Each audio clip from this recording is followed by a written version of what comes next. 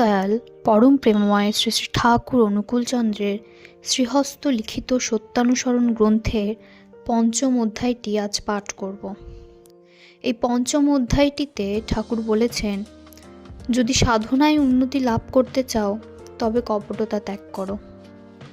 কপট ব্যক্তি অন্যের নিকট সুখ্যাতির আশায় নিজেকে নিজেই প্রবঞ্চনা করে। অল্প বিশ্বাসের দরুন অন্যের প্রকৃত দান হতেও প্রবঞ্চিত হয়। তুমি লাখ গল্প করো, কিন্তু প্রকৃত উন্নতি না হলে তুমি প্রকৃত আনন্দ কখনোই লাভ করতে পারবে না। কপটাশয়ের মুখের কথার সঙ্গে অন্তরের ভাব বিকশিত হয় না, তাই আনন্দের কথাতেও মুখে নিরসতার চিহ্ন দৃষ্ট হয়। কারণ মুখ খুললে কি হয়, হৃদয়ের ভাবের স্ফূর্তি হয় না। অমৃতময় বাড়ি কপটের নিকট তিক্ত লবণময়, তীরে যাইয়াও তার তৃষ্ণা নিবারিত হয় না।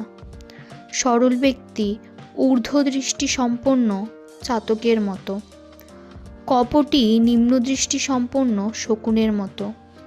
ছোট হও, কিন্তু লক্ষ্য উচ্চ হোক। বড় এবং উচ্চ হয়ে নিম্নদৃষ্টি সম্পন্ন শকুনের মতো হওয়ার লাভ কি? কপট হয়েও না, নিজে ঠকো না, আর অপরকে ঠকিও না। জয়গুরু বলে আমি আমার সত্যানুসরণ গ্রন্থের পঞ্চম অধ্যায়টি আজ শেষ করছি।